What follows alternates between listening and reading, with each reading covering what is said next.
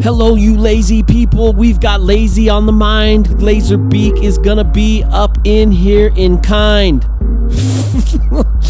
Welcome to DOD45. Our guest today is Lazerbeak. Clean that wax out your ears, wipe that grease from your eyebrow, and give a listen. Peace. Ladies and gentlemen, can I please have your attention?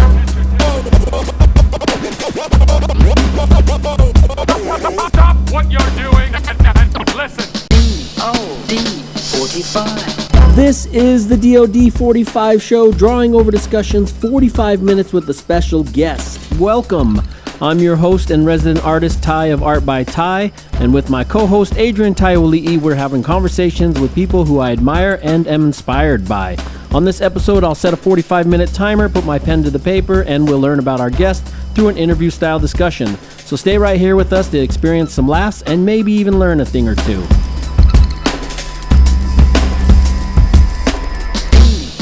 DOD45. Yeah, okay, that's right. DOD45. Hello, Adrienne. Hi. Oh, I should push so I can see you on my screen. There we go.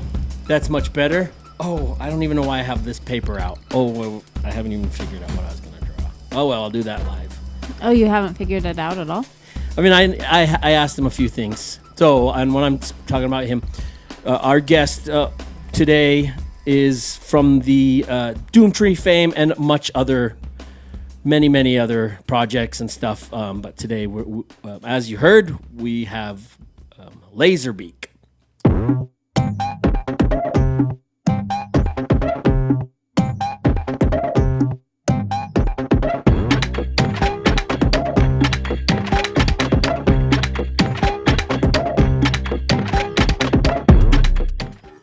AKA Aaron Mader.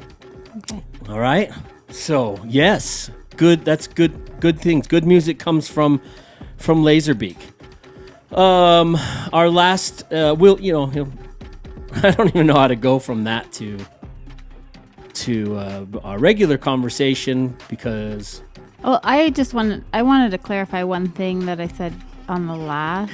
What? I also have some clarifications from the last. Well, I'll just start so I episode. can get it out of the way. When I was talking about Buck 65's book, Yes. which I finished and I loved. You finished that one last night? Yeah. Cool.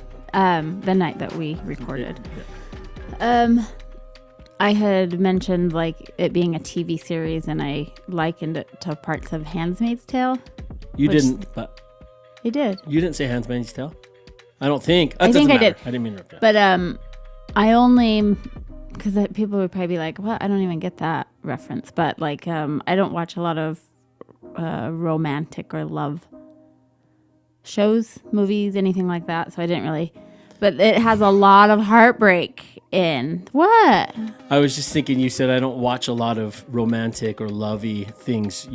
Romance and love things, TV or not, are not part of your. I'm just teasing you. That's all. Yes, I've already said I'm cold-blooded on here a few times. But just in Handmaid's Tale, there's a lot of trying to survive, heartbreak, trying to just keep your sanity. And so that's the point where I thought of Handmaid's Tale. Also, when I was reading this book, I read the words box scores. Mm-hmm. And it finally clicked in my head because I hear him saying that on his songs a lot. But I always thought he was saying box cars. It's something to do with baseball. I don't know. Well, the box scores. Yeah, that's their. It's the scores, I guess. Yes, but they also keep errors. Errors? Track of hits. Oh. I'm not, the biggest baseball guy, but they keep track of all those numbers.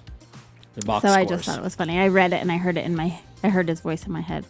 Well, I got to Changed hear from that box song now cars. because I kind of think I remember hearing box cars. Yeah, I felt, but I think it's because I'm not.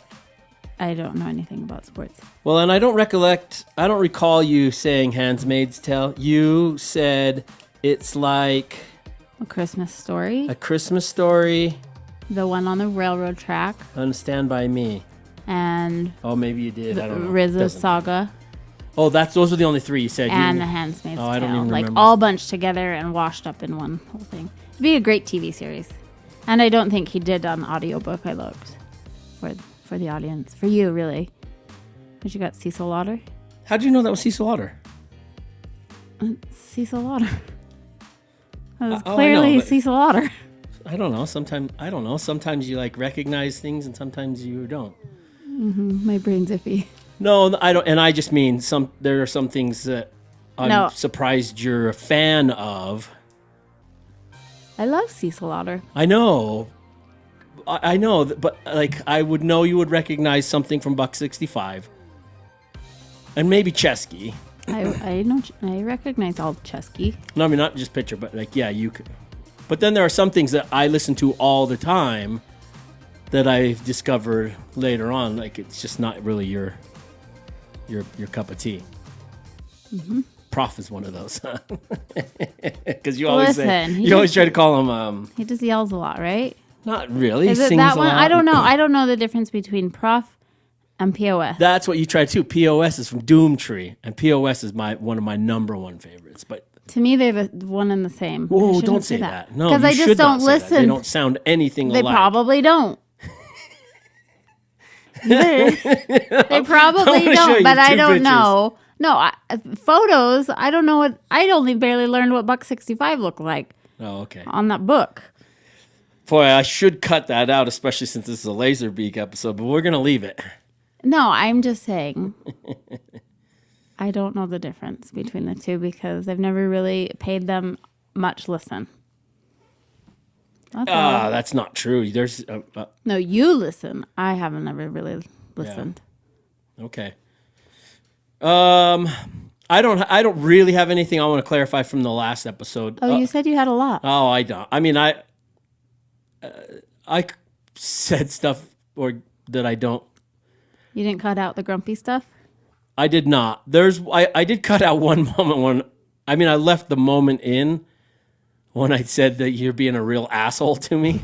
But you cut out everything before it when you were the asshole? No. I cut out because I said you're being a real asshole to me, and it was more in a jokey manner. But there was a time between some laughter and after I said that, and if you didn't see our facial expressions, it seemed. I don't know. Who cares? Nobody. I don't care I know what people think. I'm not talking about that. I know when I hear our friends or people I know like get in a tit for tat or a Bicker. spit. What do you call that? A spiff? Yeah, we sounded Spat? like those art booth neighbors that Yeah. you know the ones. But the way we were totally playing around. I mean, I was grumpy on the episode because I got up too early. Mm-hmm. But I feel like we were playful. Hey, did you get your cholesterol numbers back? I didn't yet. Don't you just log into your chart and They didn't even give me anything. I don't know what to log into. Don't they email you that? I don't know what to log into. They might upload it to our insurance card website, so go to that and see. Oh. But you have to log in as yourself. I don't think I can see your chart because of HIPAA. Oh, shit. I may have filled out the information wrong. Because I only had your card. Do we have the same customer number? It's exactly the same card. Well, that's boring. I'm interested to know. I don't think I want to read them on air. Why not? Because what if it's bad news? So what? That'll hold you to it. So what? Oh, come Everyone on. has to deal with this. If I ever get bad news, well, not I've never. I mean, I'm talking about that's what I'm saying. Anytime my numbers have come back bad, I have never had an issue with or any problems, getting my shit back on track. So many people have to deal with this. I know. Well, yeah, I did want to. When we were on the last episode, we were discussing how our checkups and all that. Mm-hmm. I hope we didn't come off as sounding. I mean, we're fortunate that we are healthy because there are a lot of people that don't even that can't even go in to get a physical or get a checkup.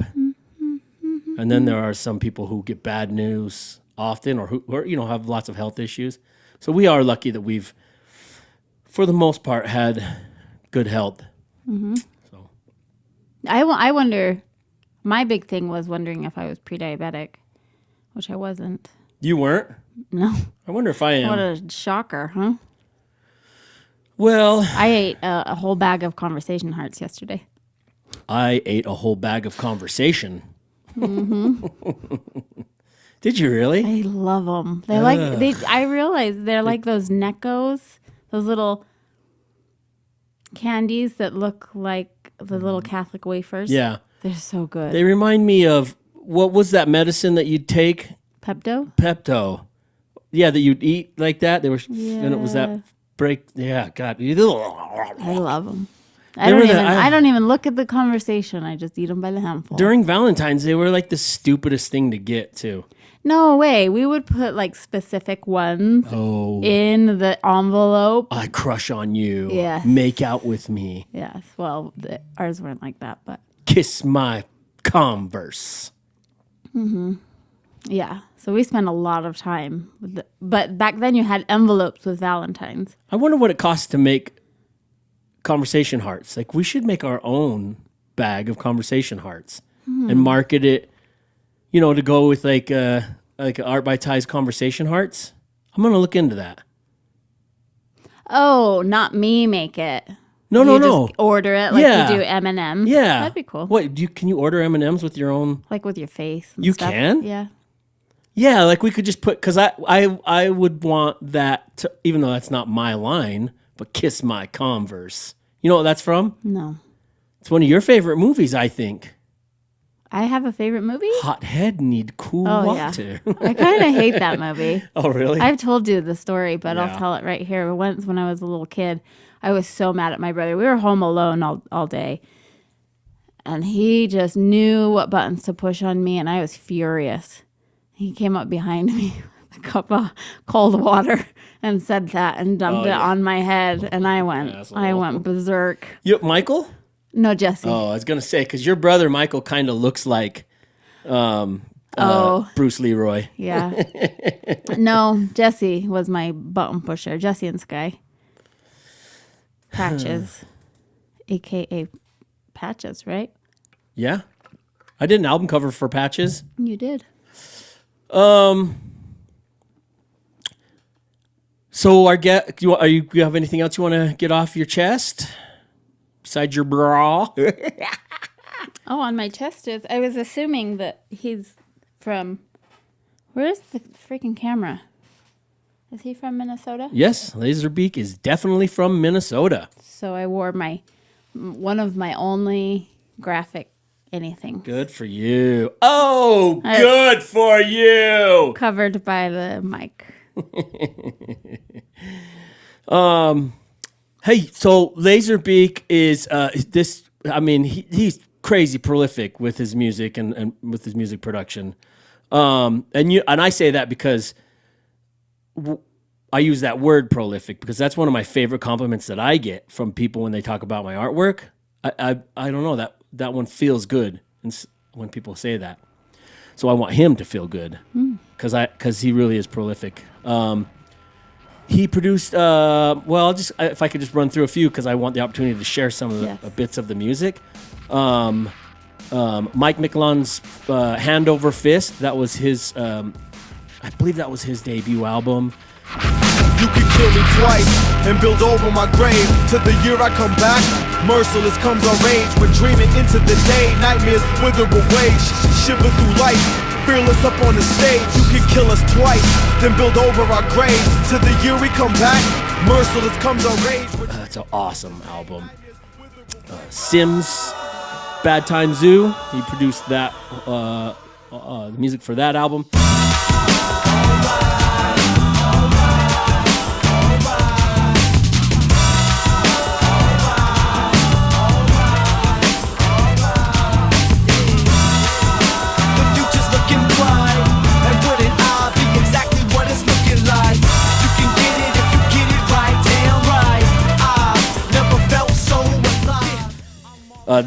You know what's crazy? Sorry, I get stuttery because I think of editing. I try to save a spot that I can drop in the music. But if you go back, if you listen, if you use Spotify, if you get Lazerbeak's albums, or if you just go to the Lazerbeak artist page on his Spotify, he has Mike McLaughlин's Hand Over Fist. The instrumentals are on there, and the instrumentals of Sims's Bad Time Zoo. When you listen to those instrumentals, it's a testament. It's a testament. A testament. It's a testament to Beak's or Lazerbeak's production abilities, and of Mike and Sims's and all the rappers that are on the Doomtree, their rapping abilities and their cadences. Because when you listen to just these instrumentals, they don't sound anything like the album. That's exactly the point I was trying to make the other week when I was saying I wish you could separate sometimes and just listen to the instrumental version. Yeah, well, but so a lot of artists do release their instrumentals, but when you hear the instrumentals, it sounds exactly like when the rapper was rapping on it. But because a lot of rappers stay in the pocket of the beat, but a lot of Sims and a lot of the Doomtree guys, they're outside of the pocket of the beat, and Paper Tiger and Lazerbeak, their production and their beats there's a lot of things happening in them, and I don't know, it's just it's pretty amazing. So anyone that's a Doomtree fan, or if you're not at all, go listen to the albums with the rappers on them, and then go listen to the instrumentals, or vice versa, and recognize the difference. And I was hearing a lot of music. Well, shit, I don't know. Sorry. Just let me know when Lazerbeak's here. It's just too bad that Bandcamp sucks so bad. It's not too bad to try to stream music from. So I've got the Bandcamp account in our family, and I've got all the albums. I have a Bandcamp. Oh, but I have all my albums in. I wonder if we can share them. Oh, is that what you do? Yeah. That's how I get. Then you can play it like you play Spotify. Yeah. You just push play, and if your phone turns off, it'll still play. So my issue with the app is that you can't just shuffle all the albums, and you can't make playlists. That I wish they would figure that out. But all the albums that I own, the other thing I like about it is you can follow and be friends with other people and see what they're and then you get an email. Yeah, from them when I like that. New. Yeah, you get emails when new things. So I do like Bandcamp with that. I do too. I also like sharing giving the artists the money. But yeah, they got to figure out a way that I can make playlists with it, because I want to I have a different playlist for my workout, different playlist for my. I think if they figured that out, just make the switch over. It would. I think a lot of people would be like, "Oh yeah, I definitely want to give my money to the artists." Drop Spotify. Yeah. So hopefully, and I don't know if they have any plans to do that. I don't know. So I didn't even get through some of the other ones. Oh, sorry. No, it's okay. I'm interrupted myself because I got excited about talking about the instrumentals. But Lazerbeak is also part the Shredders. They're one of my top 10 favorite groups. Truth be in the name, Doomtree crew be stupid with the flames. Dangerous jumps land when we aim. Earn every lump on what we hang. Cold motherfucker, what? Tell me what? And they can't say nothing. Ain't nothing I ain't busting. Ain't shit I ain't seen coming. Ain't when the paint in the lines. Or wait by the side. Be the one stay a thorn, stay fly. And that same can't be said for the Pac-Man of the pie. Stack hella hunt, ghost dance till I die. Hell, L-O-L-O-L. Rather be the wits than the one under the spell. And then he does this project, Dope Walker. I don't know anything about it. I'm sorry, I don't. I just discovered it on Twitter. He tweeted about it, and I don't have Twitter.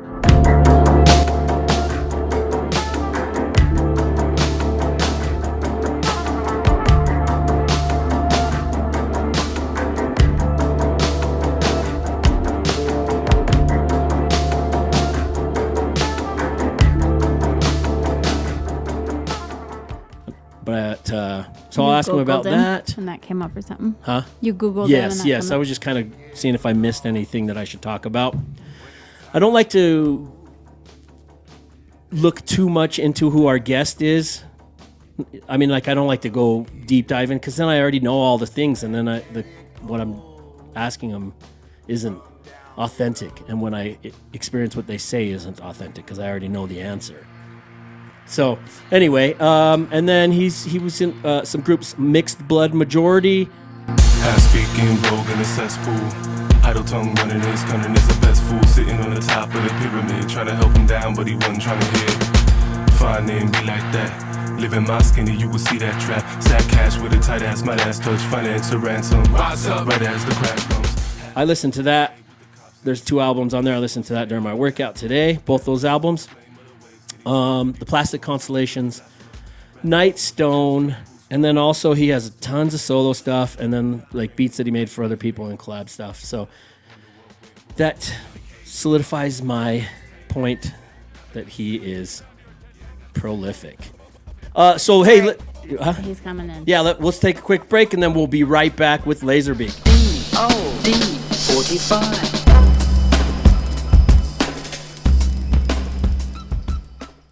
Hot sauce. We're real thrilled to have partnered with Hot Sauce for 3 simple reasons. Their hot sauce is delicious, the owner and creator David is a solid dude, and they collaborate with dope artists for their labels, including myself. Boom. Amplify your favorite foods with their award-winning flavors. Head over to hobsauces.com to get yourself some absolutely delicious artisan hot sauce. Hit it, Bobby. Have sauce, have sauce. What you gonna do? What you gonna do? Put it on your food. Hot sauce. Charge it up. Charge. Hey, what's up? This is A1, and I'm back to tell you another little super secret. I have a new album coming out. It's called Scribble Face. And Scribble Face is dropping on January 26th. It'll be streaming everywhere. It'll be on vinyl, brought to you by Audio Recon, and it'll be distributed to the world by my friends at Alpha Pup. This really tasty record was mastered by my friend Daddy Kev. And we recorded some of it with my other friend DJ Hoppa. It has an all-star posse cut and very juicy lyrics for you. A1 Scribble Face, January 26th, if you can eat it. Charge it up.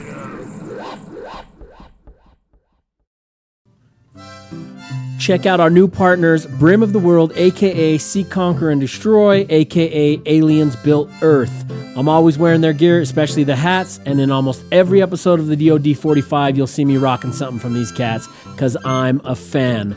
Show them some love and treat yourself right to a new wardrobe or some new headgear, and I'm not talking about braces headgear, I'm talking about hats. Check out all their gear and links at brimoftheworld.com. Hey, real quick, my friends, my art is available for purchase at artbytai.com. So if you like what you're seeing or you want to support the DOD45 show, the best way for you to do that is to pick up a print or an original at my website. If you're not quite ready to buy, but you still want to help out, leave us a review on Apple Podcasts, Spotify, or wherever else you stream from. And make sure you subscribe to my YouTube channel at Art by Tai and engage in the comments. That goes a long way. All right, enough already. Let's get back to the show. Listen. DOD45. Okay, you're right back with Lazerbeak. We are right back. That was perfect timing. Whew. Yeah, I'm still learning Zoom clearly somehow, even though it's been like 3 years since the world shut down. Were you one of the ones that didn't go to Zoom during the pandemic? No, I did. I did it plenty. I just still am beginning my journey with it. Clearly, this is sweet. So nice to see you all, and thanks for having me. I've been excited about this. Oh well, I'm happy to hear that. I've also been very excited to have you on. I was talking about how prolific you are, That's one of my favorite compliments that I get from my work. So I wanted to compliment you with the same compliment. Means a lot. But so I know your spectrum of things that you do it's wide. Yeah. I mostly knew your work with Doomtree because I was just I'm a huge Doomtree fan. I have been for a very long time. So yeah, I was just going through some Doomtree albums and it was just, I don't know. I went back and watched all your guys' live performances with the I can't remember the name of the radio station in Seattle. Oh, KEXP probably. Yeah, KEXP. Yeah, totally. Live from the haunted north, in the woods where the fire roars. You fell for the Trojan horse, who wanted more? It's already yours. Live from the haunted north, in the woods where the fire roars. You fell for the Trojan horse, who wanted more? It's already yours. Draw blood, paint, life, sculpt that clay, build that bridge, suffering pleasure. Got love, gotta write that way, and we filled that book together. We're still gonna suffer. We got burnt, met a match and struck first. Sucker should've known better than to let us head our own search and destroy. You would've been better send it at home. Remember that road we take, swear the devil's backbone would break. Yeah, it was just, I don't know. It's been a while since I've watched recorded live performances. Yeah. So yeah, it was cool. I love that, man. I'm glad you're into that stuff. Yeah, I mean, it's a huge Doomtree is like how I got my start making beats, back in like 2000. So it's weird to start to feel like an OG or to say like and mean it and not be lying. Like I've been making beats for 22 years or whatever. It's weird. I still feel like a kid in a lot of ways in my life. And then I feel like a really old man in a lot of ways too. So I'm kind of hitting the sweet spot here. Yeah, that's funny to hear because I have the exact same feeling. I feel very young, yet I've got a 16-year-old and a 14-year-old that always reminds me that I'm not very young. Correct. Oh man, and you've got me beat. Like I've got twin boys who are 8 and a daughter who's 10, so you've got some years on me. But yeah, ditto. Like same thing. And it is just, it's a lot. They keep me young too in different ways. Yes. You know what's cool? Are your kids into music? They are. It's really cool. I was just gonna say it's really cool that they start bringing this newer music to you that you had because when you get older you start to fade out of like learning new music. You're kind of like, I like what I like, I'm good there. But as they start getting a little older, when my kids were at that age, I go like, okay, they like that, but they don't have the greatest taste yet. Right. Now they're bringing music to me that I'm like, whoa, this shit's good. Whoa, oh, that's exciting. So in our situation, I'm actually the one who has like the worst taste. I'm the one who's like, you guys, you got to hear the new Rae Jepsen album. Like I'm such a geek about like teeny bopper pop music, and so they're the ones already who are like, not Rae Jepsen again, Dad. Or like, did I see that on you posted your top albums of 2022? I swear I saw Carly Rae's on that list. Without question. Every time. Honestly, anytime she puts out a record, that's going to be top 10 for me. I love that you own that too, because that's awesome. I couldn't hide it if I tried to. I'm a really bad liar. So there you go. Just put it all out. What is her, I know who that is. I'm trying to think, what is her biggest song ever was Call Me Maybe, which came out right. That's 12, 15 years ago, whatever. I mean, she was a child then. But since then, she's like really coming to her own as almost this like 80s pop revivalist. Like the beats are really interesting. And I mean, it's definitely like paying homage to 80s stuff, but I don't know.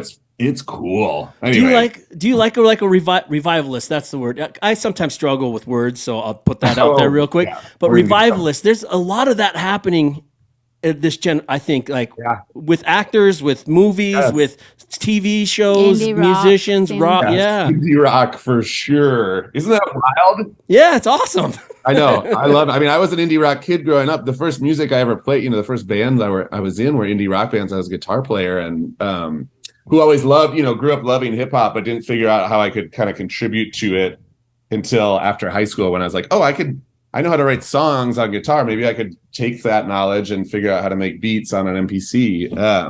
But yeah, it's really interesting, and the nice thing about, I just turned 40, but I still work with a lot of the people I came up with, but also it's been cool to work with younger artists along the way. And now, especially, some of I was just working with this kid. He's 22. I mean, he's not a kid. He's a adult, I guess. But in your age, he's now a kid. Yeah. But like, and yeah, he's playing me the demos. I'm like, God, this sounds so sick. And it also like, it reminds me of the best things that I loved growing up, but it sounds way better. And like, they're getting cooler. They're messing around more. It's not just like, 4 dudes in a garage. Like there's all sorts of cool production happening. And obviously technology has caught up and everyone's interested. And also like, I feel like, I'm not sure the age difference between me and y'all, but I'm 40.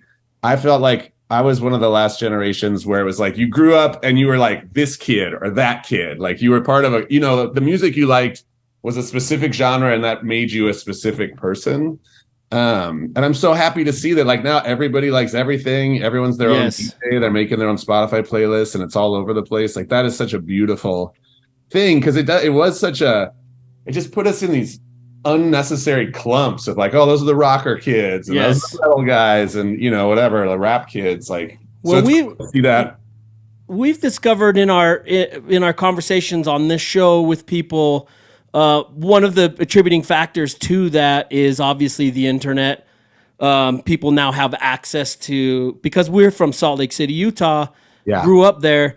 Our styles and our music and everything that we got came 10 years after Los Angeles or all the big cities. Totally. So like so stylistically think like, but now everybody with all of the internet, TikTok, all that, everyone kind of gets access to that. We also have discovered, or in our conversations, the downside of that.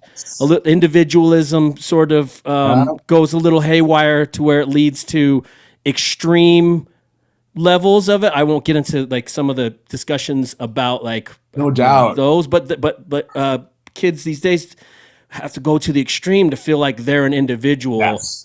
And so we've discovered that can be a bad thing, but that's when you know you're old is when you say kids these days. Yeah, I know, right? We just did it. We all did it. We can all own that. But no, 1,000%. I mean, it's like identity politics on steroids or whatever. Yeah. Where every single thing, whether it's what you eat or it's what you wear or it's what you listen to, has to be the most, incredibly unique thing. And that's just that's just unsustainable, right? Yeah. And it puts a lot of pressure on people regardless of your age. So yeah, I'm with you. There's certainly downs to it, and same with, I always talk about this from, when I talk to colleges or high schools and I talk about how technology has afforded us in the last 20 years, when I was going to make beats and it was the year 2000, I just graduated high school and my friend p.o.s, who I went to high school with from Doomtree, was like, hey man, I'm going to start this crew. You should be in it. You'll figure it out. Like you're in, come up with a name and you're in the crew. Like I'll take you to Guitar Center. We'll get you this MPC 2000 XL. And that was kind of like the prerequisite. I needed to get this box, right? And that box cost $2,000 in the year 2000. Like, and I was very fortunate to have parents who fronted me that money while I worked at the movie theater over the summer. But, that was such a door that was closed to so many people. Now, my kids can like either with GarageBand or they can download a free app. They can make a heater in like 30 seconds. Yeah. And they can even click like upload to SoundCloud and it's internet. Like the accessibility, I will forever be like, everyone should have the ability to make music. Money should never come between that. Music is a gift to all of us that are breathing. Like everyone should be available to it. Then the flip side of that is literally everybody and their mom and their mom's dog uploads their GarageBand demo to SoundCloud, and all of a sudden we flood everything and people stop listening. It's hard to raise up the noise. So that's the cynical 40-year-old in me is always like, wow, it's just, there's too much out there. We gotta, but well, you know what? I do. I'll start the timer because I get excited. No, you're fine. I'm not. My timer was always set up so that I don't take up other people's time. I can talk to musician people. I can talk to them for fucking days on end because I love conversation with people. It's how I ingest it and it goes out right into my artwork. So, but I was gonna say, as older cynics, we often use we talk about the thing about oh, back in my day, I had to like find a tape or find the music. I had to dig through all this. Yeah. They do now. They do kind of have to still search through the haystack to find the needle if they're willing to do it. So yeah, it's just a different process. It's a different animal. Exactly right. And I'm so excited for this to be. It's so cool that I get to actually watch you do this in real time. I hope that it's fun. Sometimes it's gonna be well, fun. I don't know. So on top of that, while I'm drawing, sometimes I'm not looking at you, so you can watch the drawing, so it's not a distraction. Like I won't be offended. I won't be like, fuck this guy. What the I hell? really get worried about it, and I mention it on every episode. I let them know, like, I can hear everything you're saying. I just got to look at the drawing. Before I do start this timer, I do have a couple of things written down that I do want to say. Yeah. How often do you get hit with the Key and Pills Ron? Ron, where are you? Where is Ron right now? Every time TSA, I swear to God, it must be in their like training. TSA, anytime I go to an airport, it's either Ron or it's my last name is Mater, and so then the people in the know with Pixar and the movie Cars are like, oh, like Tow Mater, and I'm like, yeah, like Tow Mater, guys, great. I guess it could be worse. Key and Peele rock, and so does the movie Cars. So that's true. My wife's name growing up in the '80s. Her name was Adrienne. So every time people were like, "Yo, Adrienne." No, I mean, sorry. Yes, it's still Adrienne. Thank you for clarifying that.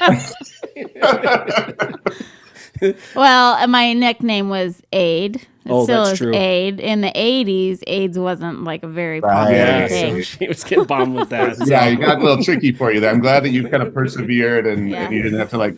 Well, we have a friend whose daughter's name is Isis. Yeah. And she grew up during that whole thing, but she still goes by Isis. It's fine now. Exactly. She's 20-something. Yeah. Okay, she made it. And then I admitted in the intro I wasn't aware of this group Dope Walker. I saw that you posted about it. That's your band. That's your band. Yeah, I'm in that band. Yeah, it's like me playing electric guitar for the first time in years. You know, the last band I was in ended in 2006, and I've really just been producing music since then. And this is like one of the same guys from that band, which was called the Plastic Constellations. And then a bunch of friends that we first toured with when we were in high school. Like, you know, and even in those tours, like again, shout out to my mom and dad who let us borrow the Toyota Previa minivan and take it all over the country. But like, you know, even then we were 16, 17 and we're hanging out with this other band who was from Iowa. And they were like, we should do a side project where we all make songs together. And here we are like 24 years later making a record, and we're called Dope Walker. It's been really fun. That last album came out in 2020. Was that one? Yeah. Yeah, man. Yeah, I noticed that the post on Twitter. I don't have Twitter, so I was just kind of going through some things to see if I missed anything. And I got the fuck off of Twitter in 2020. I'll tell you that much. That was the last post I probably ever said on Twitter. I think it was. Yeah, you can find me on Instagram still. I'm still over there. I got out of the dumpster fire on Twitter for sure. Three other things before I start the timer. I have the starting of a joke. A Sims, p.o.s, Lazerbeak, and Paper Tiger walk into a bar. Oh my God! What comes out? Oh it's my not God. even a joke, but it's not even a joke. Wait, do I have to finish it? Well, the answer is the Shredders. So there we go. Who is it? Sims, p.o.s, Lazerbeak, and Paper Tiger. Yeah, Shredders for life. I know it's been a minute since we've gotten that group together too, but yeah. I'll come up with a funnier punchline at some point. Yeah, okay. Those guys were always playing. They were always playing Nintendo Switch on the airplane. We were always like weekend warriors. We'd be flying out to the coast and things. And I just don't know how to play video games, so I'd always just be sitting there like, "Oh, it looks sick. That Zelda game looks cool, guys." Like, whatever. So something about video games in there. Yeah. I couldn't relate when I started dating him. Oh and yeah. All his friends would play video games, and I was back there. I was like, "Hey." Just in like, the back. Do you have Mario Kart? Or? That's what we were playing nonstop Mario Kart. We'd have Mario Kart competitions. And James Bond. And James Bond.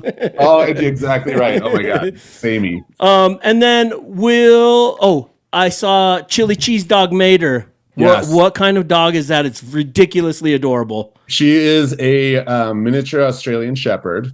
and she is an absolute hot mess. We've had her for just over a year now, and it is like a tornado everywhere. And I, this past year ended up getting separated from my wife of 2 decades, which is amicable, and we're working our way through it and all that, but obviously it's 50-50 with the kids, it's 50-50 with the dog, and so it's been a little bit of a transition, and that dog is going absolutely bonkers, but she's the best, and it's been so lovely to have a family dog to everyone's got their ups and downs in this transition, and so she's been a source of joy and someone to hug. And oh, yeah, I don't know how you even stop hugging that thing. It's so adorable. Good for the kids, too. That's the dog that Cass 1 wanted. Oh, yeah. Oh, is it? Yeah. Oh, Cass 1. Oh, my God. Amazing. Yeah, we're throwing out all the homies here today. This is good. Oh, okay. So I'm going to do a drawing. I reached out to you before, so I got some specifics that I'm going to put into the drawing. I feel pretty excited about it. I obviously won't be able to finish it in 45 minutes, but I'll do my best to get it done. If I don't finish it, I will finish it later and get it sent over to you. I love it. Dude. Before I start the timer, I want to play you a little clip just to get us in the right mode. Please. Play us that first clip, Adrienne. Just imagine this is your church here, and you have a full congregation. So. I am a false prophet. God is a superstition. Yet again. A false prophet. God is a superstition. I am a false prophet. God is a superstition. I am a false prophet. God is a superstition. All right, you can cut it. Amazing. Wait, is that Godspeed? No, that band is a band I did an album cover for called David Hasselhoff on Acid. Amazing. They're out of Kansas City. They're not together anymore, but I would like to tell you to check them out. Their musicianship is out of this fucking world. I was like, obviously that's There'll Be Blood, my favorite movie. With the audio snippet, but man, I was like, wait, did Johnny Greenwood put those guitars in the soundtrack? Nope. David Hasselhoff on Acid did. Amazing. Not my favorite band name, but I love it. I'm in. They're out of Kansas City? They're out of Kansas City. Yep. Oh, yeah. Yeah. Amazing. So, and I just wanted to play that because, yes, you mentioned There Will Be Blood is one of your favorite movies. Also one of my favorites. Oh, what a joy. Any movie that can start off with the first 20 minutes of it, not one word said, you already know it's a brilliant filmmaker. Nailed it. Absolutely. Yep. Let's go. All right, so I'll get this timer started. I like to start off with a few Sophie's choices to give me a time to make the outline. Yeah. So your first question is this is before the lead into that question, but how are your acting skills?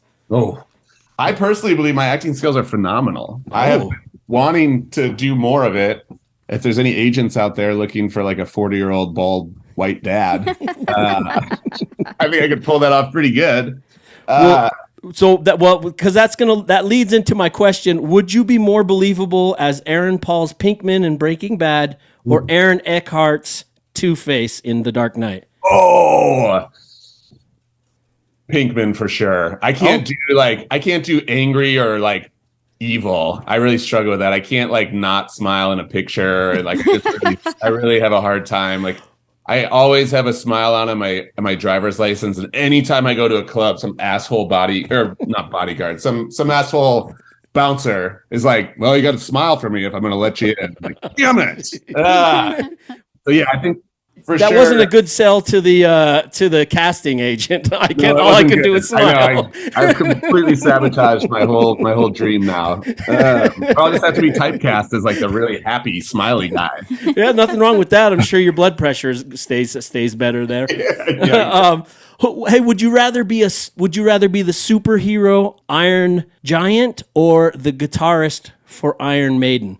Oh, fuck. I honestly think I'd rather be an Iron Maiden. They're just so fucking badass, right? And then you see them play shows, and it's just perfect. And don't they doesn't someone in that band fly commercial planes? Oh, I wouldn't doubt it. Yeah, I'm probably. pretty sure they tour in like a commercial plane that like one of the guys actually flies to the next city. Oh yeah, that's awesome. I loved Iron Maiden because I always tried to draw Eddie from Iron Maiden, so it was my big thing. And his Iron Giant. Oh, that's the huge giant made of metal, right? I think so. Yes. Yeah. Oh, I guess he's not a superhero. You know what I was actually meaning to say was Iron Man. Iron Man. Yes. Iron Man. Oh, that changes things. I think it changes things because wasn't Tony Stark like insanely rich? And Yeah, but he was also kind of an insane asshole. He was an insane asshole with like a heart that was made out of something else. But he did have Gwyneth Paltrow. Yeah, he did have Gwyneth Paltrow. You know, and who's to say that Iron Maiden aren't a bunch of assholes in real life? That's true. They probably are. No, I shouldn't say that. I lean strongly towards Iron Man now with the Okay. Now I'll have to edit. No, I won't. I'll just leave that. It's fine. I know, but when I do the graphics, but yeah, no, that's funny. I guess I would go Iron Man. He's got all the wealth in the world. I think he bankrolled all the everything. Yeah. He did. I guess he wasn't an asshole. He was just he was cocky. He was complicated. Yeah, he's complicated. Definitely cocky for sure. Yeah, we'd have some things to work on. Maybe like I could be Iron Man with like a couple therapists. You would be Smiley Iron Man. Smiley Iron Man. Yeah, exactly. Smiley Man. Oh, yeah, Smiley Man. Yeah. Smile Man. Well, so now you're in your 40s. Which is more useful to you, laser eye surgery or laser hair removal? Could I have laser hair put on my head because I'm bald as shit? Laser hair installments. What do you call that? Hair. I would take more hair on my head. Take a lot more hair on my head. Laser eye surgery. I've gotten good at like keeping the rest of my hair at a decent level of maintenance. Yeah, I take all sorts of stuff for that now. It's all sorts of cool razors and whatnot. Do you have good eyesight? How's your eyesight? I do okay. I've got some glasses. Cool. I shouldn't drive at night without glasses. Otherwise, I can make my way around pretty good. Well, and so have you said is it like you lost your hair on your head? It's all gone. Is it did it start early in very early, like 21? Like, oh wow. Yeah, just like really started being like, oh, I can see that it's kind of receding, and so I just started wearing it shorter and shorter, and then I became the guy that wore hats all the time, and now I'm like between wear the hat, be the bald guy, shave it off. Like, how was that in your 20s? Did you find that was like a kind of a bummer for you, or a bummer? Was it? Yeah, I mean, I wasn't like totally bald by any means, but yeah, it's something I thought about. You know, I wish I definitely had long hair in like junior high and high school, like the shaggy dog indie rocker hair where you couldn't see through your eyes, like Kurt Cobain hair. And I do wish that I had the ability to grow anything up there, but it's fine. Bald guys are fine. No big deal. Yeah, it really isn't. But you do. I mean, if you're honest with yourself, it does still. I have a thing happen. I'm always in hats, and I have a thing happening, and I'm like, gosh, damn, man, I don't know how I feel about it. I'm fine with it, but I'm also you have to be. Yeah, but I'd be happier if it wasn't happening. I started balding and like losing a lot of hair in my 30s. Yeah. Did you? And then I tried all the things, the no poo, the vinegar, the everything. And then finally I just changed my shampoo to one without the parabens or whatever those are. And then it worked. And I only shampoo like once every 3 or 4 days. No conditioner, nothing. And it's worked, or it's been helpful. Yeah, no, it's fine. Great. It's fine now. Yeah. Our drain used to be clogged like 20 years ago, but now it's never clogged. I also cut my hair a lot. Yeah. A lot. I used to be pretty long, and I cut it, and I think that helps. Maybe interesting. I also never brush it ever. Wow, a lot of like life hacks going on right here. Yeah, I don't know. Adrienne's that's what she's very good at. She enjoys life hacks. Shampoo every 4 days, no conditioner. Yeah, she's one of the early life hackers, like before pre-internet. And when she'd come up with shit, people would be like, "You're crazy," and then all of a sudden it became like a real thing. Yeah, told you so. So I have friends. I mean, I'll get away from this bald thing, but a lot of my friends who were bald, they got really hairy everywhere else. Oh, sure. Yeah. So I call my lower back hair. I call that my power strip. I do shave that. But it is weird that one can just grow hair on like the lower back and not anywhere else on their back. That's one of those bizarre life. Well, if we things. used to be apes, it kind of makes sense. Right, there you go. Well, that's a very controversial statement, Adrienne. Well, yeah, I know. Whatever. I don't know if I'm ready to go down that path with you guys. I used to be called AIDS, so I don't know. Okay, you used to be called AIDS, so you have the floor. Hey, what's better advice for your kids? Be kind or be careful? Oh, I like be kind.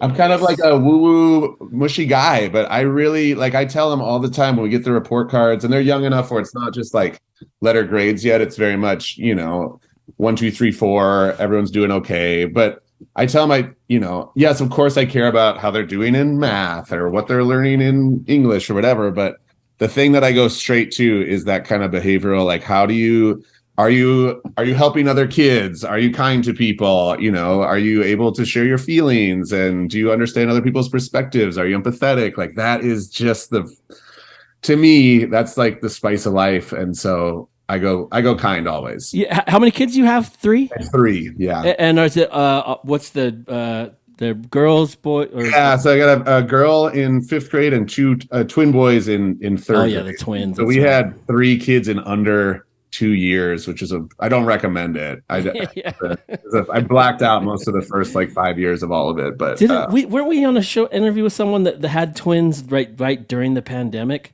Oh God, I don't remember. I'm just thinking 3rd grade and multiplication times 2 kids. That's that's a lot of work. Yeah, for real, it's intense. And the boys couldn't be further apart, and they're not identical, and also they're just people are like, wait, they're twins. Like they look nothing alike. They're completely different interests. Like one is currently interested in being like a fashion designer, and the other is like a baseball player or whatever. Right. Oh yeah, that's 2 different worlds. Which is lovely, and they love the shit out of each other, and they get along great. So it's really cool. That's good.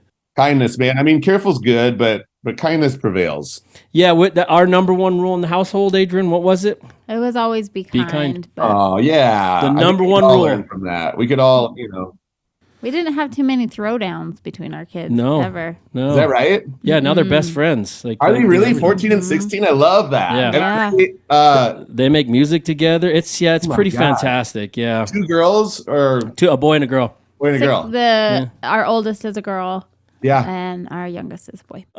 Hey, who is you did the song for the Timberwolves. That's pretty awesome. How did that come about? Dude, amazing. Like one of the bucket list things for me. I mean, I grew up, so I'm a big basketball guy, but I grew up with the Wolves. Like here in Minnesota, we didn't have a basketball team until 92, something like that, 93.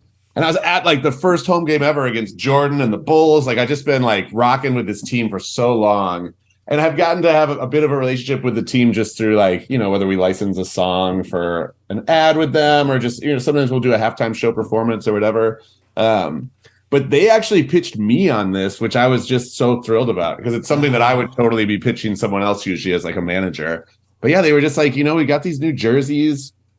It's the city edition, we're going to wear them 14 times a year. And we want something, the jerseys are all about our hometown. We want some music to kind of be a pump up song that's played before the player introductions. And, can I ask you something real quick? How do you, in your honest opinion, how do you feel about those new city jerseys? Okay, look, having read the PDF that explains in detail all the, what it means. Oh, it makes sense. It's it's beautiful, right? But I very much understand how they put up one picture and the entire state is boo. It didn't totally connect, but obviously I'm biased now, having seen it a million times. And when you see it with the new court and everything and the banners and everything, you're okay, I think it's sick. I didn't think it was as bad as everyone else thought it was, but the internet is a bad place. Yeah. And you definitely can't make a whole city happy. But yeah, exactly. But yeah, shout out to my good friend and collaborator Dwynell Rowland, he's the vocals on the song. It's called Ones. Yeah. And then I made the beat and to be able to, they had us the first game where they wore that, they had us there, they played the song and the big introduction video. And then we got to play a 3-song set at the halftime show. That's a lot of eyes on you. Dream come true. Well, not as many as you'd think. Everyone's going to get hot dogs and nachos. But, just a notch on the belt, just felt so good to be. And I'm someone who's always loved whenever anyone pulls the curtain back and I get to see, even just to walk around the stadium before the game or to hang out in the tunnel with the cheerleaders.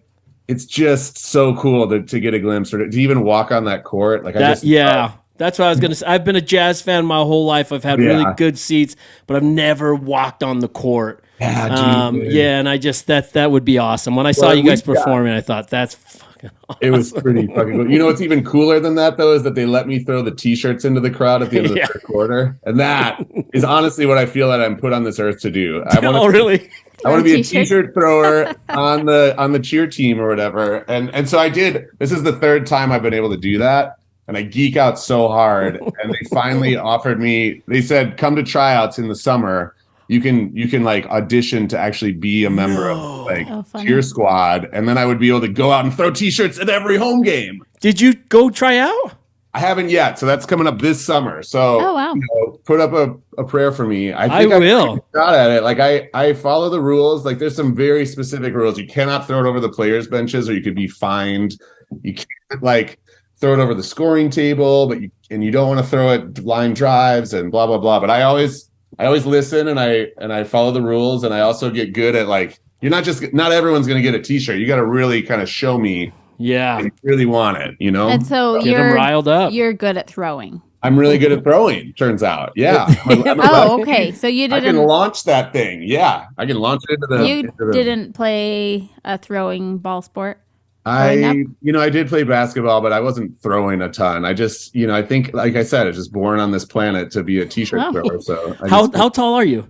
I'm 6'3", so I got a little height, but I'm not I was a forward in traveling basketball, and by the time I got to 8th, 9th grade, I needed to be a guard because all the other guys got super tall, and I didn't really know how to dribble that well. I was really good at boxing out, but that was about it. So anyways, that was the end of my career, and that's when I kind of picked up a guitar. But yeah, man, Jazz and the Wolves, we got a lot of battles there. We did a lot. Yeah, you beat us twice this year already, just the other night, right? Yes, but I was really feeling like we were about to lose that one. And these jerseys you guys don't like are the ones with the stripes, the colorful stripes. The white with the stripes. I mean, I don't put me out there saying I don't like them.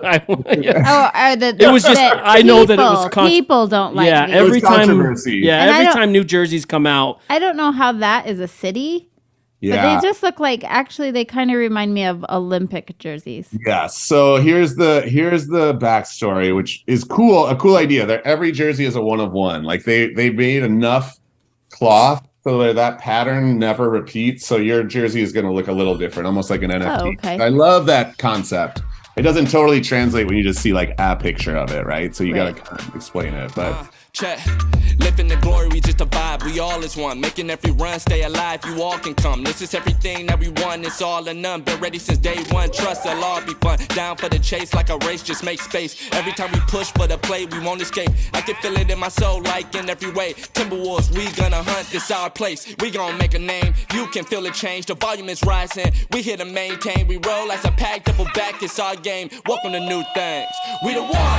We the ones. We the ones. We the ones. We the ones, we the ones, we the ones. We the ones, we the ones, we the ones. We the ones, see it's ours for the taking. We the ones, we the ones, we the ones.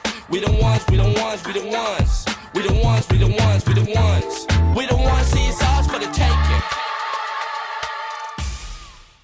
And it's also tough because a couple of years back we did a throwback Prince jersey, and it was purple and pink, and it said Wolves in a Prince font. People hated that. Oh well, we loved it here. Maybe everyone else hated it. That people, I don't know in the city but yeah, people definitely had a lot of shit to talk about that. Yeah, how could they hate it? I mean, Prince is, Minnesota. Oh yeah, you can't go 2 feet without hearing a song or someone talking about him. So here we loved it, and so everyone's always like, well, it's not as cool as the Prince jersey. It's like, well, You're never going to beat the Prince jersey. No, man. that's it even the has public. the little hooks on his symbol, right? Yeah, exactly. So yeah, it's pretty sick. Anyways, we could do a whole basketball podcast. I could too. Oh my God. Because it was just funny. We won't, but it was just funny when you say Jordan, because Jordan ruined our every year. He ruined our chances. Every year, dude. The mailman. I know. Stop with the mailman. Destroyed us, man. You got one, didn't you? Didn't the Jazz? No, we lost two. We lost two. I mean, we lost two finals to the Bulls. You were in it. Yeah, totally. I know. And now we'll never get there again. Was it hard for you to watch the big, you know how we were all watching The Last Dance when COVID was still like kind of entertaining those first couple weeks? Or not entertaining, but like everyone was like, oh, what are we going to do? We'll just all watch The Last Dance together and talk about it. That was tough, I'm sure, for you to read some of that. Well, yeah. I think the Jazz shut down America. The Jazz did shut down. Actually, Rudy Gobert shut down America. Remember, he really did. Yeah. Actually, you're right. The whole reason we were all at home watching it was because of Rudy Gobert. Now he's ours. Ours. Oh, is he on the Timberwolves now? Yeah, we got him. How we funny. gave you guys like our entire roster for him. Yeah. And all of our draft picks. No, we got rid of our two biggest players, but we picked up like 197 draft picks for the next 45 years. Got a better record than us currently. So yeah, I think you're good. I'm excited to watch the Jazz. We're gonna see what you do. Well, they started off really hot, but then people started. Yeah, that'll happen to any new team. They start off real big because people don't know how to play against them, and then all of a sudden they're like, "Oh, this guy's easy to defend." Figured it out. Turns out. Hey, who has been your biggest musical influence? Oh man. I mean, I think so for me, music doesn't influence the music that I make as much as I think it does for some people. I get inspired to make stuff generally by art, but it's different mediums. Like I watch a great movie like There Will Be Blood and I'll just feel so inspired, or I'll go to a museum, or I'll read a book and it just makes my brain, I don't know, it just fills me up in a way that I want to like somehow then be contributing in a way that's also art. But the guiding light for me has always kind of been Luther Vandross. Like I named one of my sons after him. Like his music has just been in my life. And granted, I don't make like 80s R&B music very often, but I don't know. It's like, it's almost my church or something. Like, when I'm really happy, I listen to him. When I'm like really going through it, I listen to him and it makes me feel better. And so it's kind of just been this soundtrack to my life in a really weird way. And I don't see that going anywhere. How did Luther Vandross come on your radar? Like when you were really young? Yeah. No, and I grew up in a pretty religious household, and we didn't really listen to secular music. Like my folks would play hymns at the piano after dinner. Like wow. But I was able to listen to the radio, and R&B was definitely the first music that I got into. But that was more like 90s R&B, right? Like SWV and. Did your parents have a heart attack? What's that? Did your parents have a heart attack when they heard that? I could listen to the radio. So like, and back then I think the lyrics, the sexual innuendos were so weird that people didn't have any idea. Do me baby. Right. Or like, oh my God, when I did buy the SWV tape, there's a song called Black Puddin', and it's just a guy going, "Can I get my spoon in?" And it was all about, and I was like, whoa. I remember like fourth grade, like on a paper route, hearing that in my Walkman for the first time, and I just like stopped in my tracks, like, whoa. Wow. But I could buy any album that didn't have a parental advisory thing on it. But anyways, so like R&B was always kind of the through line, and Luther was still active in the 90s. But I honestly, unfortunately, like when he passed in the early 2000s, I think I was still young enough where it's like, now that I'm older, I kind of get used to celebrities or artists dying a lot because everyone's always dying and everyone's always being born and whatever. But it was one of those that like really kind of hit me. And I ended up I was delivering pizzas at the time, and I would just drive around listening to his greatest hits like the week that he passed. And I just like something got me and made me want to be like, I don't want to just listen to the greatest hits. I want like every record. I want to do a deep dive. And ever since then, it's been a wrap. So I have like multiple copies of his biography. I literally just got like a new t-shirt in the mail from the fan club. Like, that's awesome. I'm all in, baby. It's awesome though, because your I don't like to judge people, but you wouldn't seem like you would be the Luther Vandross fan. Yeah, totally. So that makes it even more awesome. I love when again, I hate to use the term, but like it's unusual, it's like no doubt, 100%, man. Like when I go, there's an amazing club, like legendary club here in town called Bunkers that has like a bunch of R&B bands playing often, and it's a divey bar. But once a year they have a Luther Vandross tribute weekend, and so this like crack band will play, and they'll bring two different Luthers, like one that's like the slow jam Luther and one that's the young like fancy Luther. Are you in heaven when you go? Oh my God. I'm singing every word, and it's me and like 400 6-year-old black women just like, yeah, that's what I picture. That's awesome. Yeah, exactly. And they're always just like, honey, how do you know every word? I was like, I don't know what to tell you. I'm just here. It's my favorite time of the year for sure. So growing up in a religious household, are you religious yourself? Nah, not really. Okay. I think I'm like just kind of, I guess agnostic is something that I've kind of fallen into. Like, don't like love it for other people. If you're not hurting others and you get something out of it, awesome. But no, it's not something that I'm like raising my kids in or anything like that. At what age were you when you had, I don't want to use the word break free, but I guess that's the only one. At what age were you able to go like, oh yeah, I don't think this is me? It took me a while. I very much like, I'm I guess a rule follower, or especially growing up. And also just like, I just was, I was raised to be very kind of fearful of going to hell. I was just very fearful of going to hell. I didn't really want to go to hell. It sounded awful.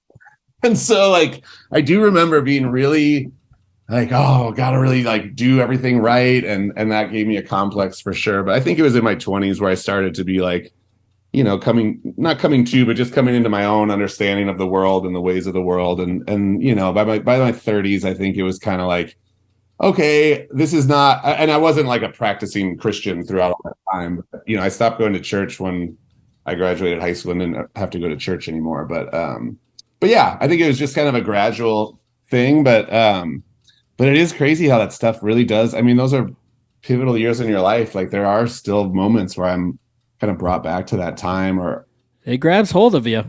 Well, yeah, 100%. Well, yeah, and you guys are in Utah, like yeah. I grew up. Adrienne did not, but I grew up in that, and my brother is very much missionary. He still runs that, and he's older than me. But yeah, I remember that weird feeling of like. I stopped going to church when I was 12, but it took me till my 30s till I started going like, oh, there's no hell. I'm like, what am I? I used to say, we had this conversation on the last episode, but I would say, dagnammit, because I couldn't say, or I would say, like all the way up into my late 30s, and I would be like, cheese and rice. Oh my God, I remember vividly, like, because I wouldn't swear. I probably didn't even swear until after high school, honestly, but I remember being in like grade school, and I don't know what happened. If I fell off my bike, something happened with my bike, and I kicked it, and I called it. I was like, stupid asshole. Somehow it came out of me. I was so mad that I fell. And I kicked my bike, and I called it an asshole, like an inanimate object. I called it an asshole. And I remember like going in and immediately telling my mom, like, I'm really sorry. I just got angry. I called my bike an asshole, and then I asked God for forgiveness for calling my bike an asshole. And like, what a trip. Yeah. Now, I'm raising my kids, and like literally every day they're like, Dad, that's like the 12th time you said the F word to him. Who's counting? Like, that's my favorite word. And I don't want to do a diss track on religion or anything, but I do. Can you imagine, like, just as strong as that is, because you hear stories like that everywhere, that how much control, or like, I don't know. I hate the word brainwash because I don't feel like it's brainwashing. It's what people are trying to. I think we're similar in our like, we're not like just haters. Like it can work for some people, but yes, there is the obviously. But imagine if you use that to also, like, if you raised, like, our children, I swear, are like some of the best kids, the kindest. They're very thoughtful, very self-aware, but also with that comes anxiety because they got to worry about other people's feelings a little bit more than a kid usually needs to. Yeah. Yeah, shoot, I don't know. I know. No, I'm with you. I mean, I think the thing that I've learned that I kind of grew up with, and this isn't like my parents' fault at all, but But the thing I did not appreciate about growing up in religion was the fear. I just lived in constant fear. Yeah. Of, like doing something wrong, screwing up, doing something that would mean like an eternal lake of fire. Like, and so I just that caused a lot of anxiety for me as a kid. And that works for some personalities. Yeah, totally. But for many others. I was like, even in basketball, I was always, how some people do better when like a coach yells at them and that somehow motivates them. Yeah, that I turns am me the exact off. opposite of that. I shut down. Like I need positive encouragement. That makes me feel really good and confident. Yeah. And so it's the same with religion. Like I do not do well with fear because I go into an insane like anxiety rabbit hole.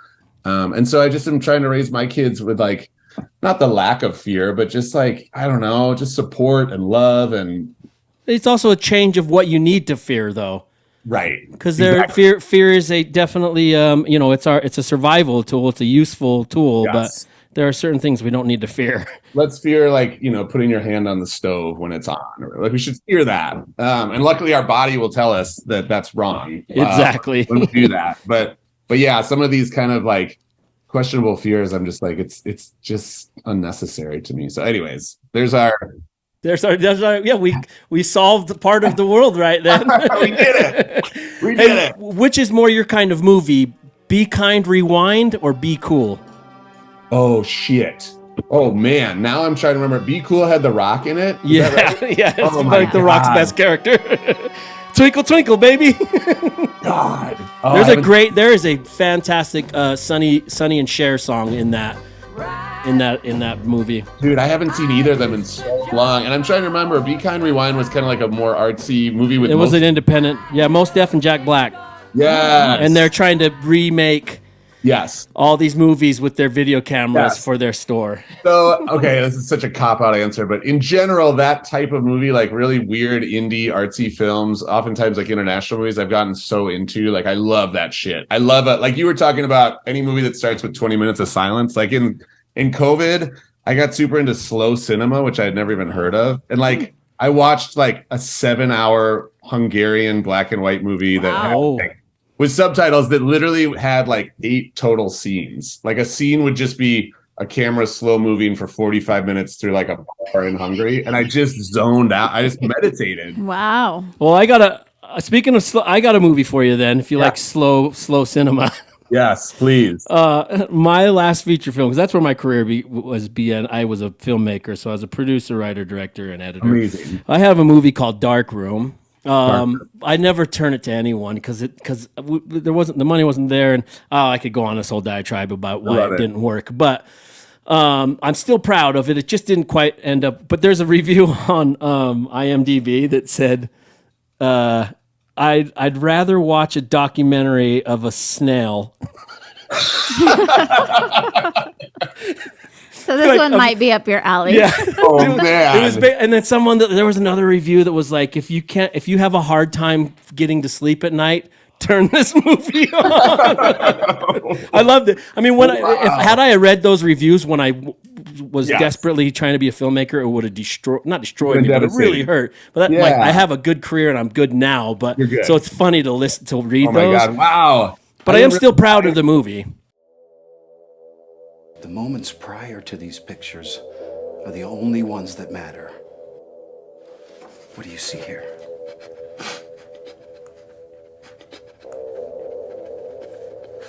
Your friends aren't in these pictures, David. Your friends are outside this room. Your wife, your family. How do you cope with the things that you see every day? Do they train you? You just discipline yourself over time. Why is my body working against us? Some idiots can just walk next to each other and bam. Well, the biopsy did show some mild endometriosis. I think we're gonna have to explore some environmental factors. I'm not drunk, I'm trying to enjoy myself. That wasn't obvious. What? You know what I'm talking about, Dave. It's not what I was doing. What kind of work do you do? I'm in pictures, actually. In pictures, or? I'm a photographer. What do you think, Baron? Life all around me and death right here at my feet. Fear is a natural reaction to moving closer to the truth. And the truth is, everything, without exception, comes to an end. Where do you come up with this? It just comes to me. Why won't they just get what they came for and go home? You have to send them home, David. Is that what you're afraid of? If you don't let them go, then they won't die. Come on, stand up. I got things I got. You want to get paid? Pull the car over. Pull over.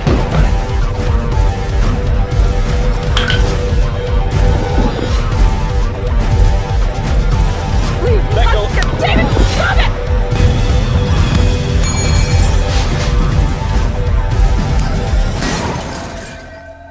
Why won't they close their eyes? These are just photographs, David.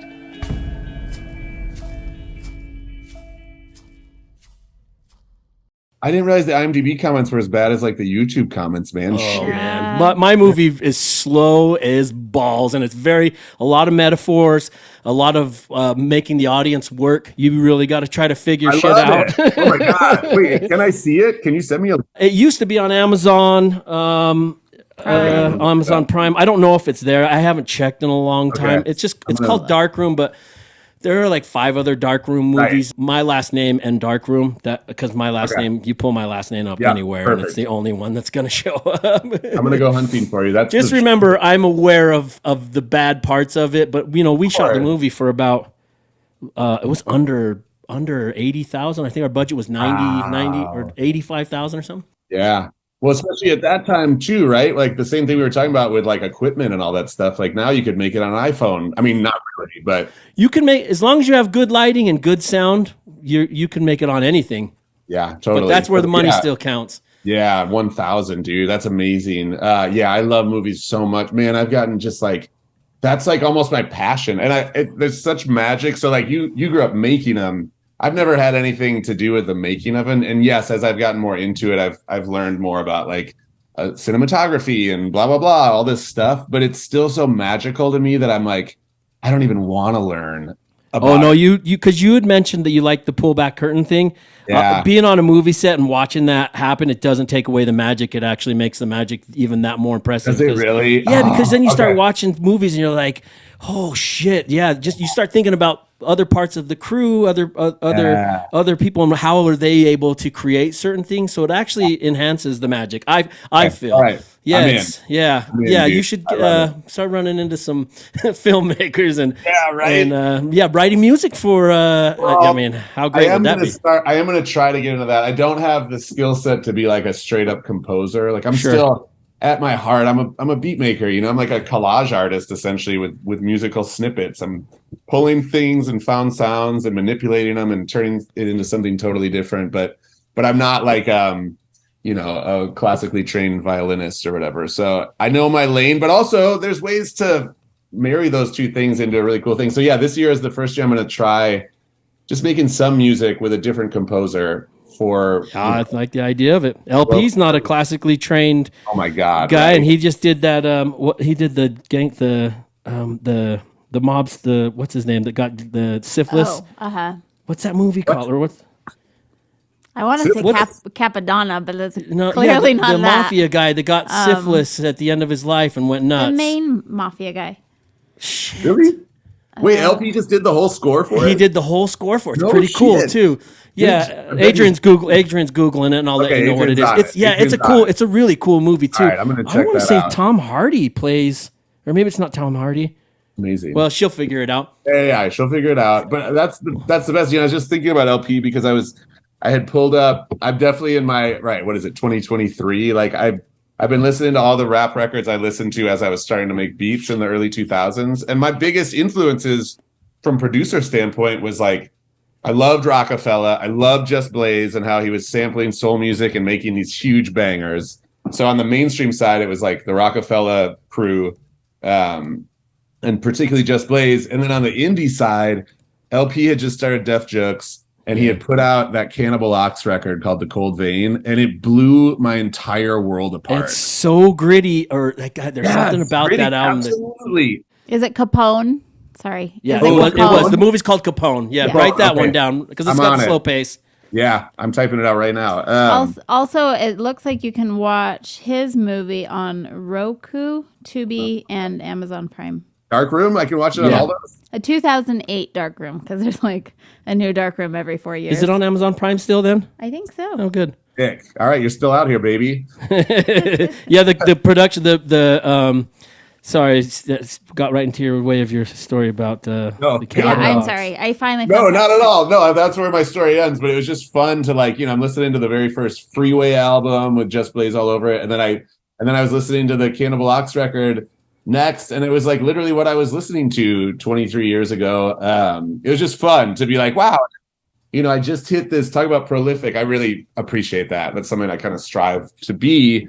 But I have a complete playlist on Spotify. It's just like any song that I've had a hand in that's on Spotify. And I just took over 500 songs this year. And it was just such a I don't know. It wasn't like I'm going to brag about this. It was more like a sense of accomplishment of just to be able to look back and say wow, in the last 20 plus years, I did all that, Wow. It's not like I'm going to stop anytime soon, but you have. It's awesome to be able to reflect on it, because lots of people don't have places to reflect. Totally. A lot of desk jobs they can't look back on. Even I grew up. My dad was a construction worker, or he ran a construction company and he was a bricklayer. So I worked for him for a long time. To this day, we'll drive by buildings, and every time we go by it, I'll tell my kids, "Oh yeah, we built that building." Like, people want to reflect on what they've accomplished in their lifetime. Otherwise, what are we doing here? Totally. So it's awesome that you have that you can. Yeah, you got to stop. I tell a lot of people, especially younger people, stop and smell the roses, or stop to pat yourself on the back. I had a friend tell me in the last couple of years, actually, just to really appreciate even a release day, whether that's you putting out a single or an album or whatever, to really stop in the moment and not only soak up the love, but to just acknowledge that even if you're the most prolific person in the world, you might only have 20, 25 days in your life where you put out a new piece of music in the world. Cherish that. Yeah. What a joy. And so I really have tried to be more, because with Doomtree, we were always, and it was to our benefit to just, and we were young and hungry, but you're never satisfied. You get something and it's well, we want this thing. And that's how we climbed. But we could have done a better job, I think, of when the cool things happen, really celebrating those little victories. I think it's so important. So I try to impart that on younger people when I talk to schools. Yeah, man, the little wins are just as important. Let's not lose sight as we're striving for greatness, right? But I wonder, I probably the ones that get to the furthest don't end up taking that time, because they don't have time. I know, you just bullet train through it all, right? I know, and maybe that's part of getting older, is then you allow yourself the time to do it. But I just do think there's so much, because especially now, if you're an artist, especially if you're independent, and not just in music, but I don't know, it's really hard to, we talked about, it's hard to break through, and there's going to be a lot of disappointment, a lot of insecurity. And if any artist, any person, but especially artists, there's a lot of that self-doubt versus ego versus insecurity, always coming into play. It's a lot to navigate. So it's yeah, you got to kind of take your wins when you get them. Otherwise, you might just get fucking beat the fuck down. So. Well, that's also a thinning of the herd. Yeah, no doubt. No question. That's exactly right. I honestly thought that COVID might do that a little bit more for music, that people would realize, there's no, you don't just get into it for the money and the girls or the money and the boys or whatever. But it didn't really. Actually, I think more people did because they had time, and that's okay. Mm-hmm. Yeah. I got to be I have to check myself sometimes when I'm oh, there's too many people. I'm no, it's good. You just have to still, you're either a lifer or you're not a lifer. I learned in COVID, when all kind of my job was I was managing a bunch of acts, and I was releasing music, I was making music, all my money was kind of tied up in music, and a lot of it was tied up in the live performance of music. That was kind of where the money was for independent artists. You go on tour, you play festivals, and all that went away. I think I canceled 150 shows that first week of COVID across all the acts that I worked with, and some of them were on the road at the time. I had to get a band back from New Orleans. There was a band who had just come back from Europe that was being chased by COVID in the beginning. But all that to say, everyone's got their COVID sob story. I'm not trying. No, it was me here, but But when all the money went away, and again, there wasn't a ton of money to begin with, but when it went away, I had to make music still. It was almost like a renewing of the vows. It was like I had gotten so used to tying the money to the art that I was more focused on getting the money. Yeah. When it went away, Yes. I was faced with the idea that like I have to make this stuff because I feel filled up and I'm a better person when I'm creative. And because of that, the people around me, I can be better for them. I can be more helpful. I can be more attentive. I'm just more of a joy. I'm less of a crabby, pissy asshole. And like, it was really cool. I was like, I need to make music the same way that I should probably get 8 hours of sleep or like hop on that exercise bike or do my meditation in the morning. I need that to feel the best. So that was a really cool part, a silver lining, I guess, in all the shit. Well, and it's good that you can recognize the silver lining because a lot of people are not able to do that. Right. Yeah, that's a good end. I mean, clearly you've got that, and you've got the ability to do that. Yeah. If you often get called the guy who smiles too much. Right. Correct. Yeah, I'm trying. It's like I feel like I'm a pretty positive person. It doesn't mean that I'm not aware of all of the negativity. I think I've worked really hard to try and cling to the positivity because I feel better in that space. And so like doing little things like doing a gratitude journal at night have just kind of helped me focus more on the positive, even though I'm not like turning a blind eye to the negative. Like I knew my gratitude journal was working when I was just driving down the street and I saw a pizza delivery guy getting out of his car and bringing it to someone's door. And the first thought in my head was, it wasn't like, oh, I wish I had a pizza or like, I feel kind of hungry. It was like, Right. Oh, I'm so excited for that person to get their pizza. Right? 'Cause I know that's one of the best feelings in the entire world. When you get the pizza at the door, you're like, oh my God, So like, Are you an Oprah fan? I have seen Oprah live. I am an Oprah fan, actually. It was me and like 20,000 50-year-old white women. Yeah, she does. She does a gratitude hike. Yes. Yeah. Oh. I think it is. I think every hike is a gratitude hike. Yeah, that's true. But you don't need Oprah for that. Well, she was forcing some of her friends to go on this gratitude hike, and I think some of her friends weren't as good. You weren't as grateful for the hike. Yeah, I can see that. It takes all types. No, you got a good energy though, and that's good. That you can definitely sense it. I could even sense it. This is our first time talking like voice to voice, and just even hearing you in the phone call, I could sense it, and I like that because it's infectious. And if everybody was that way, when someone's down and they're feeling shitty, it makes others around them feel down and shitty. Yeah. And I like it. Tough. I know it's tough, and it's not to say like don't feel. Everyone's gonna feel shitty. I think I'm navigating that because what I struggle with is I become that typecast person to everyone around me who's like, if I am having a bad day, they're like, oh man, that's not you. Like you got to snap out. That's not you. And I'm like, well, but that is me. I do feel shitty right now. Like I'm allowed to feel shitty right now. So it's tough to kind of balance that. I'm getting better at explaining that to people where it's like, because otherwise if I had to be the happy smiley guy always, like, oof, that would be too much. No, I get it. I feel like I am the happy guy. Yeah. Around my family, You they certainly are on this podcast. yeah, that's right. Adrienne has to balance you out here. I can be a definite real shit stain at home. But can't we all? Believe me. Hey, I want to ask you, aside from Duck Duck Gray Duck, what's the weirdest thing out of Minnesota? Is that you guys can't say goose? We're the only people that we call it Duck Duck Gray Duck. It's not Duck Duck Goose at all. The only people, and that's why Doomtree. We have a lot of geese here, which is crazy. Maybe we just are like, give the gray duck something. But Doomtree, do you know the origins of that at all? I don't.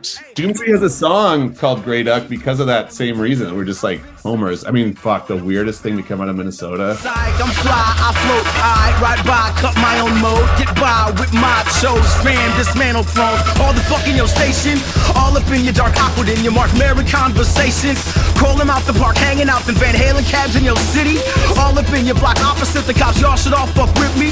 Style like a Cadillac crash with a battle axe handy.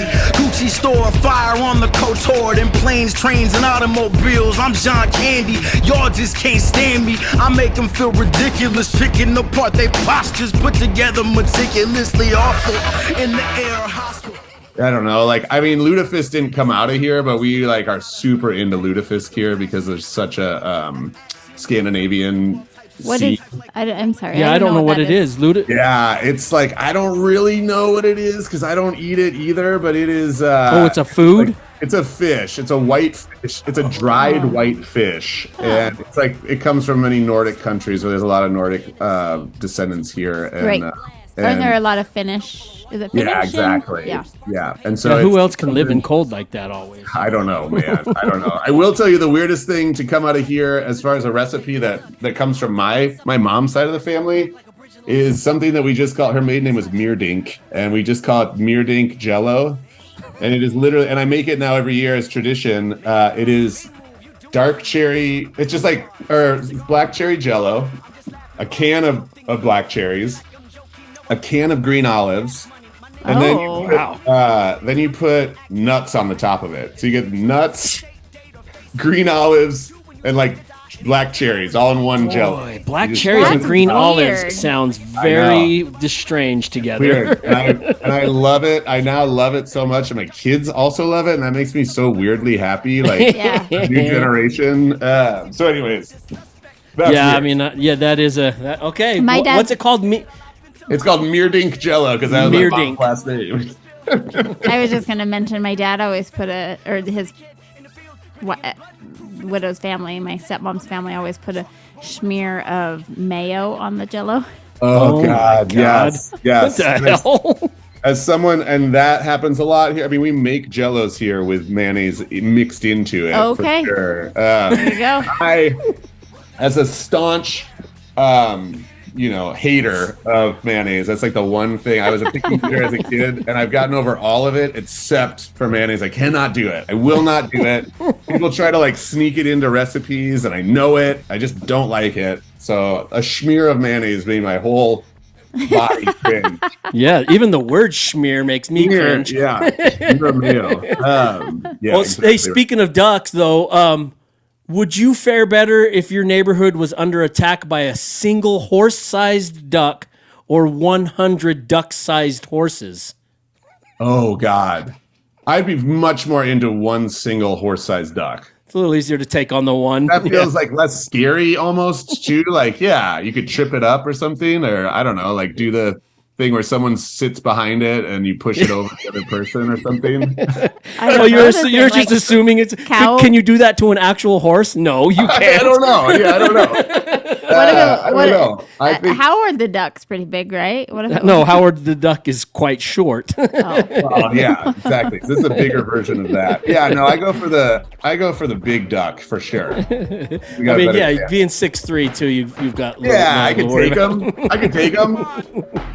Oh, let's do the Dibs' question. Yeah, let's do the Dibs question. Yeah, here we go. Mr. Dibs on the turntable. Listen to more of this. So you don't know what it is? I don't know what the fuck you're talking about. It's the Lazerbeak. What do you mean Lazerbeak? What do you mean Lazerbeak? I mean, what is Lazerbeak? What do you know about Lazerbeak? I don't know. I don't know about half the shit coming out of your fucking mouth. You're gonna find out about Lazerbeak today. That's what I'm telling you. Jesus Christ. Lazerbeak. Greetings from the swamps of Cincinnati, sir. Today's question's going to be easy and simple because I'm tired and old. We're going to replace the beak with one of these three items. Pick one and tell us why. 1. Laser pencil. 2. Laser penis. Number 3. Laser pork chop. Ooh. There are your choices. Pick one and why. Wow. Oh my God. There you go. Holy shit, Dibs. Big shouts to Dibs. I love hearing his voice. That's great. I mean, I'm gonna go laser penis. I know that's an easy one. I'm gonna have to do it. I'm gonna have to do it. I don't know, and just because I feel like if I didn't, people would be like, "Oh, what does he not have a penis?" And Well, it would be a great addition to a set. yeah, you know, exactly. When you're out there, oh my god, if that was my thing, like Deadmau5 has the hat that he wears, and I just have like an actual laser penis, like a light show. Yeah, you could just like. It's like the Jennifer Lopez video with all the green lights going through the forest. But it's just all coming from one man's penis. Oh yeah, okay. So I don't. You're gonna bounce. Okay. I'm gonna give you a useless fact because that's part of our show, and you just mentioned it, but now maybe you have the answer. But I'm gonna do it as a question. What color of laser is the most powerful? Oh, what color of laser? So you're gonna think it's green, or you're gonna think it's red from like a gun. I think a purple laser would be fucking incredible, like a neon purple laser. That'd be. It would be awesome, but the answer is yes. As a general rule, green lasers. Green lasers are the most powerful. 5 to 10 times brighter than any other. We'll have to have you on again because I have so many questions that I want to ask you about. Oh my god, I know. Or we could do this. Oh fuck, I'm trying to think if we could do this again. Probably not. Yeah, no, it's okay. In the future, yeah, because we can schedule a two-parter. A two-parter, and then all my some of the leftover stuff that I want to ask you about are not time sensitive, so they can. Sure. If you have another album coming out or you have any projects coming out, we can have a discussion with you about that. I love it. Just real quick though, where can we find? Yes. What's the best way for people to get? Thank you for asking. Yes, let me get my plugs in here. Yeah. So, I'm on Instagram, just at Lazerbeak, and there's a Z in Lazerbeak, very hip hop. And then Spotify, you just look up Lazerbeak. I did just put out a new record. It's called Lava Bangers 2. It's like the 10-year anniversary of the first beat tape I made called Lava Bangers, which turned into me producing the first Lizzo album ever called Lizzo Bangers. And so this is like 10 years later, where I'm at in my productions. So it's 20 instrumental bangers that'll get you through your day. That's everywhere.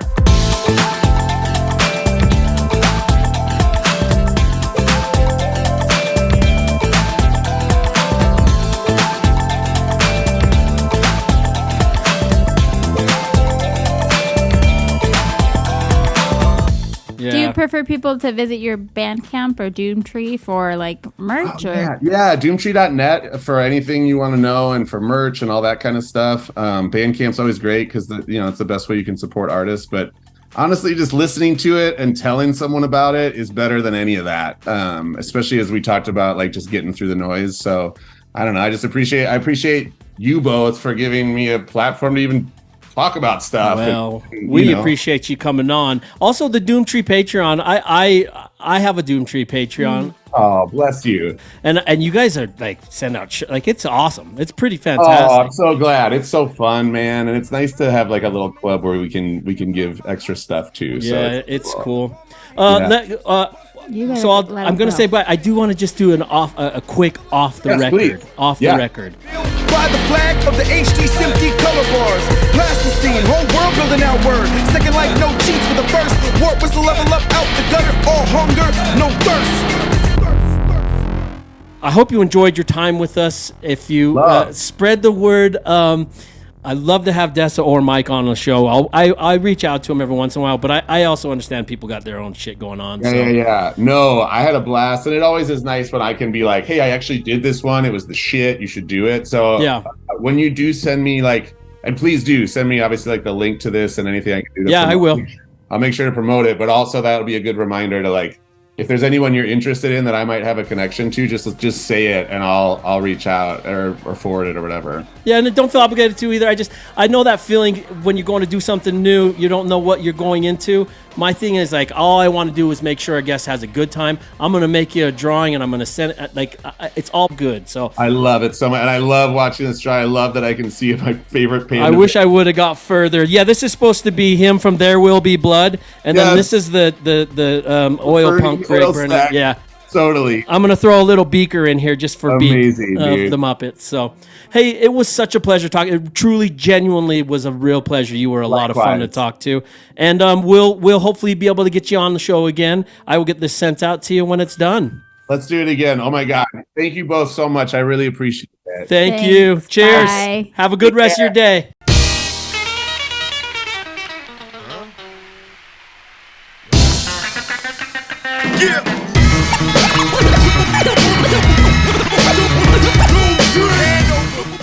Yeah, no, awesome. What a Happy fellow. what a good feeling. Yeah, like a good.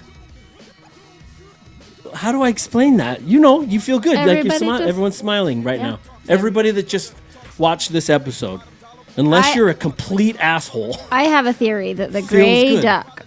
Somebody didn't know that the Canadian goose wasn't a duck. Is that your theory? That's a good. That's going to be my theory. Well, wait a minute. When did that song even come out? Duck Duck, or that game come out? Duck Duck Goose. Because if I it don't- already existed, then they would have known it's Duck Duck Goose. I think it was back in Sweden. It says. Oh, maybe it's a translation thing. You know what I mean? Maybe if it's from a different country, maybe the translation is actually gray duck. You know what I'm saying? Yeah, Scandinavians That's put why. down stakes. That's exactly why. Because I'm smart. Yeah, well, because if Minnesota's a mostly Scandinavian, then their translation. Then they wouldn't have a Canadian goose no. in Scandinavia. Well, and then if it came out of there, then when it came to America, they translated it as gray duck. Yeah, I wonder what it was before. Sorry, I'm just No, you're fine. going through this. Man, I was going. Was the timer not working? Oh well, because we were talking a lot before. I wanted to ask him about the Lizzo. That's what they called it back in Sweden. Gray duck. Gray duck, yeah. So it has nothing to do with the goose. Yeah. So that means the America changed it. Yes. Gosh dang, yeah. That felt really well. I'm really happy that he came on, and I'm glad we didn't get to do any of the staples like the trivia question. Let me ask you the trivia question. I don't know any pop culture, but I'll give it a try. Well, what decade do you want? The 80s. The 80s? 60s. Let's go 60s. Oh. 80s. 70s. Come on, I don't know. come on. Just pick one. No, you pick one. 80s. 80s. Here's your question. Okay. John Belushi and Dan Aykroyd starred in which musical crime comedy from 1980 that went on to become a cult classic? Blues Brothers. You got it, Adrienne. Are you impressed? Yeah, it was a pretty easy one. But here's AWOL1 loves the Blues Brothers, right? Okay. Who were we talking to that's just absolutely hated the Blues Brothers? They didn't get it at all. Oh, I don't know, but there was somebody. Was it on here? Yeah, it was someone on the show. I don't remember. Yeah. Who? It's a comedy though, so I get that. It's such a great. So many comedies great. Yeah, are like you don't memes like laughing. to me. I'm Just like, kidding. ugh. But you tend to not like. Listen to some of these things. I wanted to ask him about the last time he's experienced van life, living out of the van. I wanted to ask him like, what? Oh yeah, so much. Next time. I've got so many questions here. But it doesn't matter. Like I've always said, oh shit, we didn't end with the final philosophical. Well, he had to go. I know he did. No. I'm not. Yeah, no, I get that. I understand. You want me to do the when final? you gotta go, you gotta go. That was perfect. I'm glad that they. Do you want me mentioned to do the final? Sure. philosophical? I'll change the one because the one that I had for him, I'll change it for you. Is Alexa a setback for feminism? No. It's just stupid AI.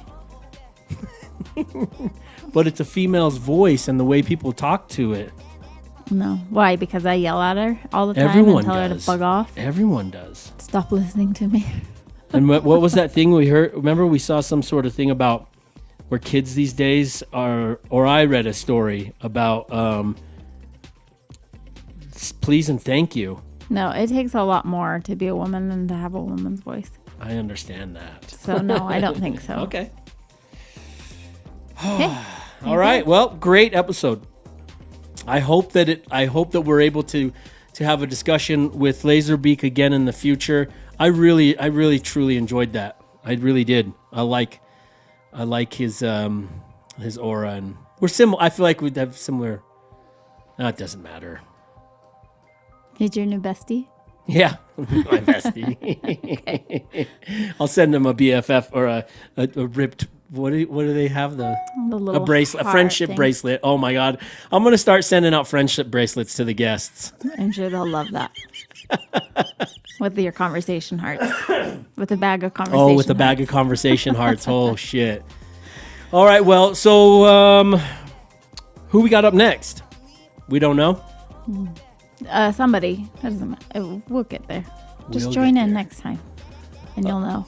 Go to artbytai.com to get yourself some artwork from me. You probably have the next guest listed on the DOD45 website, too. Yeah, you can also go to the DOD45.com website. That's a place where you can get information about upcoming guests, all the past episodes. I don't know why we don't plug that at all on the episodes. Probably just because it's, yeah. And you can also link up to all the areas where it's playing. At DOD45W is our Instagram account. I did open up a Facebook for DOD45. I think there's like 29 followers there. I don't push it very often, but if you spend most of your time on Facebook, there is a DOD45 Facebook, and that's just at DOD45. But our Instagram is at DOD45W.